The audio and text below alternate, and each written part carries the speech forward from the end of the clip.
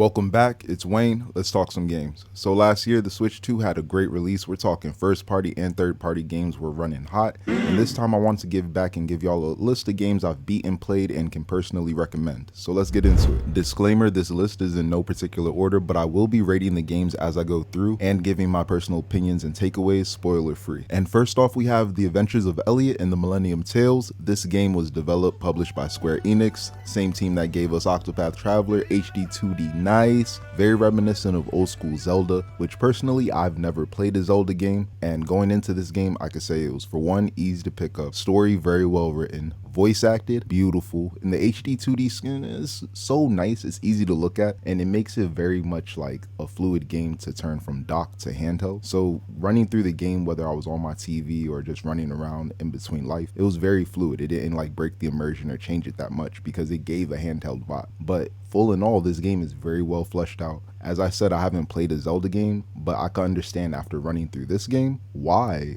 Zelda is like up there, you know? It left a very good impression on me, even after I beat the game the first time.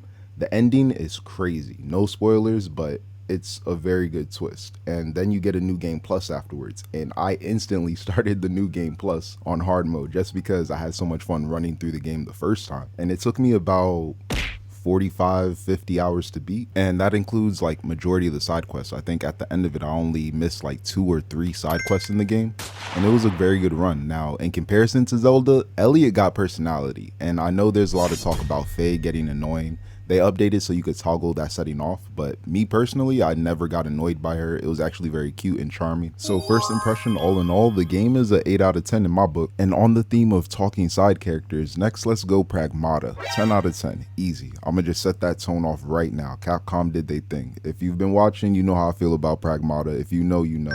But if you're trying to find out, let me give you this. It's a third-person puzzle shooter action game, and this game runs so smooth. I know puzzle and shooter doesn't really go together, but thankfully they gave us a sketchbook demo that gives you a handle for the controls, and it is butter, bro, smooth. In the same vein of Resident Evil, there's a lot of collectibles and notes around the map that really flush out the story, but it doesn't feel like a checklist. It's easy to go, you could go through, and the game keeps a very good UI of tracking it for you. Now, as far as gun handle, it feels nice. Of course, there's a lock-on system that goes along with the puzzles, but each gun throughout the upgrades and collecting and progressing, it doesn't feel like a chore to upgrade your favorite weapon, and even the new guns you get along the way feel amazing. There's a lot of different styles and gameplay ways you can move around the map and deal with enemies, and the boss fights, phenomenal, dog. Had mad fun with it. But my favorite thing about the game all in all is that it respects your time. It gives you substance, quality, and immersion, great fun, all in, like, for me personally, it took me like 30-40 hours maybe to 100% the game my first run through. So imagine if I was just focused on the main story, just going that, it probably would have took me like 25 maybe tops, you know? So needless to say, this is a 10 out of 10 game for me. If there was one recommendation I had to bet my reputation on for this year out of Switch 2, I put it on Pragmata, for real, like, it's smooth, man. Next on the list is very much a surprise to me personally, and that is Pokopia. Now, it might not seem like a surprise to y'all because my first YouTube videos were Pokemon videos, obviously, because I love Pokemon, right? But I am not a cozy gamer. I was not with the farming, I was not with the simulation sims, I wasn't with it, honestly, like, and that was a personal come up on me because watching my mom be in love with Sims coming up as a gamer, and then like, it was cool for a little while, but I like really interacting in like the action and the tension in between gaming, you know? Now, what sold me on it wasn't the fact that it was Pokemon. It was Nintendo Game Chat, funny enough. Let me explain. One of my homies, Dari, we played Pokemon Legends ZA early. When it dropped, we were on Game Chat playing it, and anytime we weren't playing Legends ZA, he was playing Animal Crossing. And as Game Chat's like growing and we're linking up with people, like we're seeing other things like Animal Crossing, the 2020 wave completely went over my head because I was an essential worker. So like, I didn't have time to sit down and play video games like that. Like, yeah, I was allotted more free time and stuff, but most of my occupied time was actually doubling down working, not saying too much XYZ. But I say that to say this, that Nintendo Game Chat works like the Brady Bunch. So as you're playing your game, you can watch up to 4 other people in the boxes play their game. So I'm watching people play Animal Crossing alongside Dari. It's a social game. I'm seeing it, and I'm a very curious person. So I like to ask, What do you enjoy? What don't you like? XYZ. And Dari is more so the big difference between him and a lot of other people that were playing these cozy games was that he's giving real technical breakdowns and like things that quality of life, yes, but also like real intuitive. Like you could tell he takes a craft and like he's very attentive to the game itself.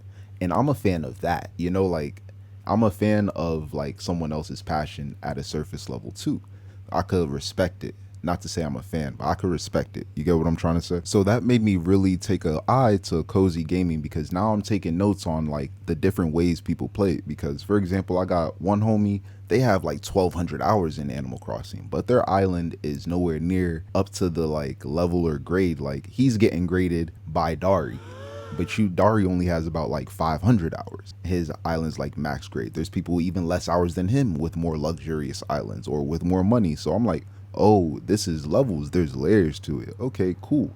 And closer to closer, Pocopia comes around. We're watching the direct. We see the treehouse. We're watching it all as a group. And the notes Dari's taking, basically, and long story short, is that Pocopia is taking the Animal Crossing formula, not only consolidating it and updating it, but also it's a lot more things to do actively and attentively that's not based on the time cycle. And funny enough, the way Pocopia works with the timing with the Switch and all that, hint hint, is much like Pokemon Sword and Shield with the Dynamax raids, hint hint. So if you know, you know. But yeah, it wasn't the fact that it was a Pokemon cozy game. It was really the fact that everybody who's telling me Animal Crossing is their favorite cozy game is telling me that Pocopia is a better cozy game. So naturally, I'm gonna play the better game to try it out, you know? And everything they said is true. Pocopia is that great of a game. There's a reason they threw it in with the Switch 2 bundle after it started doing numbers. It makes sense. It was up there beating out Mario during Mario's anniversary. It's true. It deserves the hype. 9 out of 10. Now, one game they lied on, Mouse PI for Hire. IGN said 6. Now, I don't know about y'all, but back when I was in school, 65 was barely passing. Like, that was a D, like the bare minimum. You are the bar. 65, right? But when you got home in my crib with that 60, 65, you got the belt. Belt to, boy, over. You better, and it's no more games. You're hitting the book straight. You're rewriting the dictionary, reading the thesaurus, doing your times tables off the wake up before breakfast for the next month.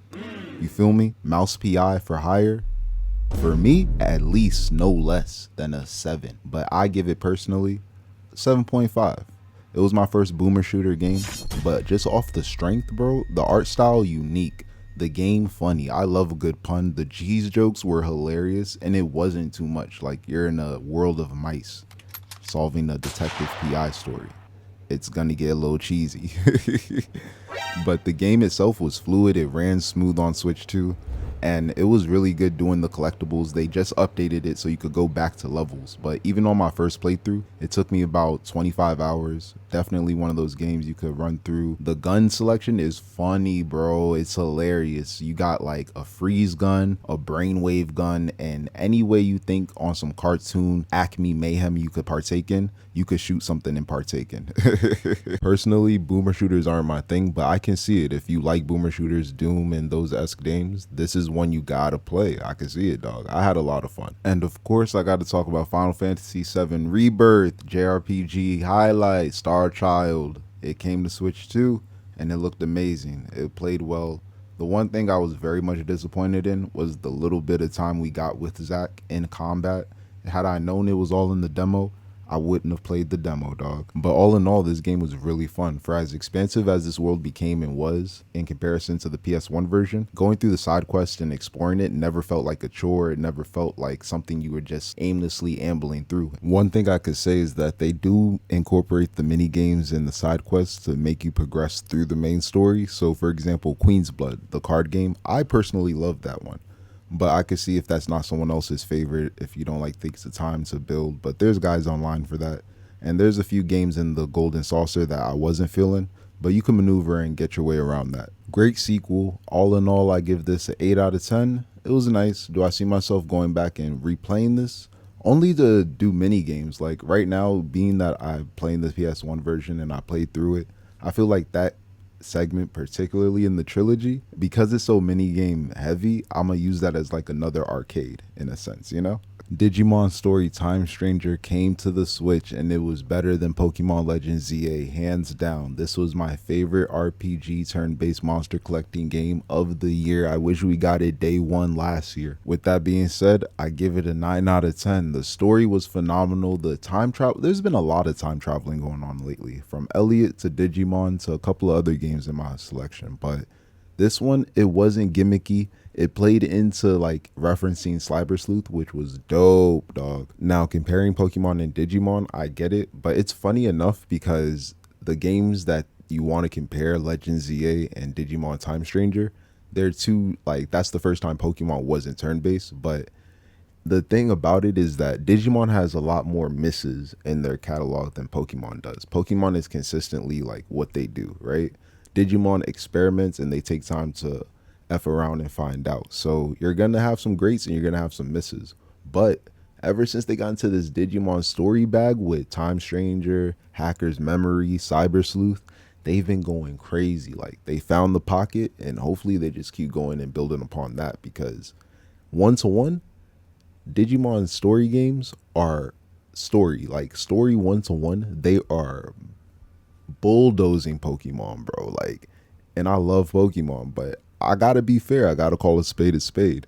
Time Stranger over Legend ZA. Like, I would recommend Time Stranger before I recommend the last 3 Pokemon games to someone if I wanted to get them into like monster collecting and stuff, you know? So yeah, that's where I'm at with it. These are games that I've beaten recently and can genuinely recommend. What have you been playing lately? Leave a comment, like, subscribe. Let's talk about it.